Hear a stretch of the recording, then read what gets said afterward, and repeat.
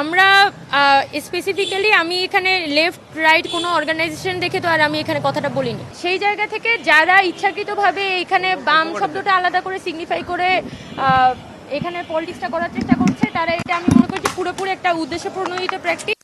এবং আমার পক্ষ থেকে বা ইভেন অন্যান্য যে ছাত্রীরা আছে অন্যান্য হলে আছে তাদের পক্ষ থেকেও আমরা আসলে সকল ছাত্র সংগঠনগুলোকে সিগনিফাই করেছি। হল রাজনীতি নিষিদ্ধ করা বা না করা এটা আসলে আমার উমামা ফাতেমার এখতিয়ার না। আমি যখন গতকালকে অবস্থান নিই বা এখানে রোকেয়া হলের স্টুডেন্টরাও যখন কথা বলে, অন্যান্য মেয়েদের হলের স্টুডেন্টরাও যখন কথা বলে, হ্যাঁ অনেকে হয়তো পলিটিক্সের সাথে জড়িত, অনেকে পলিটিক্সের সাথে জড়িত না, কিন্তু যখন সমস্যারে এই কথাটা উঠে যে এখানে একটা ব্রিজ, এখানে একটা কমিটমেন্ট ছিল যে ছাত্র রাজনীতি হবে না, এরপরে যখন আমি দেখলাম যে এখানে একটা কমিটি হয়ে গেছে, তখন কিন্তু আমাদের হলের পক্ষ থেকে আমি একটা অবস্থান কর্মসূচি যাই এবং হলের যে প্রশাসন তাকে আমরা বলি। এবং আমার স্টেটমেন্টে তো কবি সুফিয়া কামাল হলের সাধারণ শিক্ষার্থীবৃন্দ এটা খুব পরিষ্কারভাবে লেখা ছিল যে আমি আমার হলের যে শিক্ষার্থীরা তারা যখন এনরেজ হয় তাদের পক্ষ থেকে আমি তখন এই অবস্থানটাতে যাই, যে কারণ আমার হলের স্টুডেন্টের সাথে একটা কমিটমেন্ট ছিল।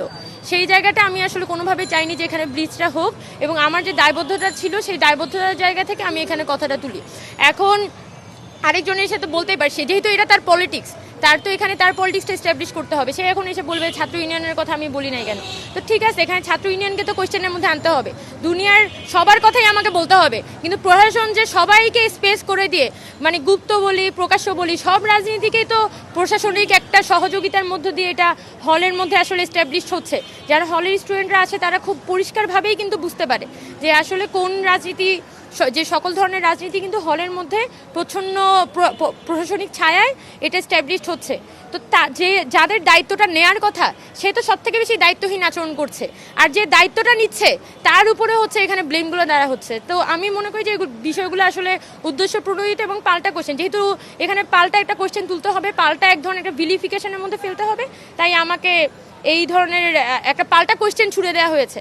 যদিও ঠিক আছে, তারা যেহেতু বলতে চায় এটা তাদের পক্ষ থেকে তারা বলতে পারে, কিন্তু আমার পক্ষ থেকে আমি যখন কথা বলেছি আমার আলাপটা খুবই ক্লিয়ার যে 17 জুলাই যে স্টেটমেন্ট জায়গাটা হয়েছে, ছাত্র দল বলি ছাত্রলীগ বলি, ছাত্রলীগ তো এখন নিষিদ্ধ হয়ে গেছে, কিন্তু ছাত্র দল ছাত্রলীগ তাদের সবারই কিন্তু 90 দশক থেকে 80 দশক থেকেই ঢাকা বিশ্ববিদ্যালয়ের হল দখলের একটা প্র্যাকটিস ছিল। এবং হল দখল করে এভাবে পালের গরুর মতো স্টুডেন্টদেরকে নিয়ে যেয়ে তারা মিছিল করে নিয়ে যেত এবং হাততালি দিয়ে দিয়ে মধুর ক্যান্টিনে এখানে অমুক হল তমুক হল অমুক ভাই করে করে যে তারা মিছিল করে আসতো। এগুলো তো খুবই রিসেন্ট হিস্ট্রি। তো ওই ট্রমা তো আমাদের স্মৃতি থেকে সরে যায় নাই।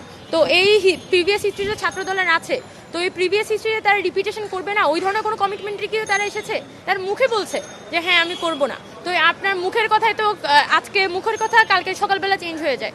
তো আমি যেটা বলছি এখানে আসলে পলিটিক্যাল অর্গানাইজেশনগুলো, সাধারণ স্টুডেন্ট এবং প্রশাসন তাদের প্রত্যেক পক্ষের মধ্যে একটা রিকনসিলিয়েশনে আসতে হবে। যে কথাটা আমি আজকে নতুন এসে বলছি না, এই কথাটা আমি আগস্ট মাসে বলছিলাম, ও সেপ্টেম্বর মাসেও বলেছিলাম, নভেম্বর মাসেও আমি খুব স্পষ্টভাবে আমি প্রত্যেকবার ইউনিভার্সিটির প্রশাসন, এখানে treasurer sir, pro-VC sir, VC sir যতবার দেখা হয়েছে আমি এই রিকনসিলিয়েশনের কথা বলেছি।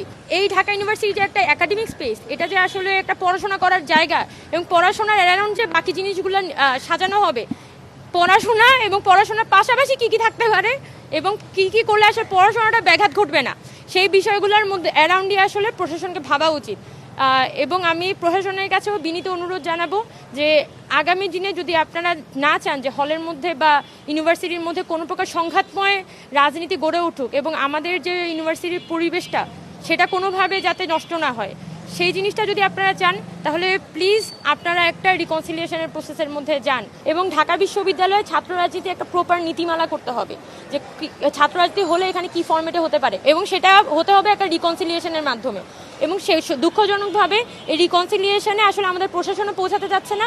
প্রশাসন মানে যখনই চাপে পড়ে বা একটা গোষ্ঠী হচ্ছে তাকে চেপে ধরে, তখন তার এক ধরনের আলাপ থাকে, আবার ছাত্র সংগঠন গেলে তার আলাপ চেঞ্জ হয়ে যায়। তো এভাবে তো আসলে একটা প্রসেস চলতে পারে না।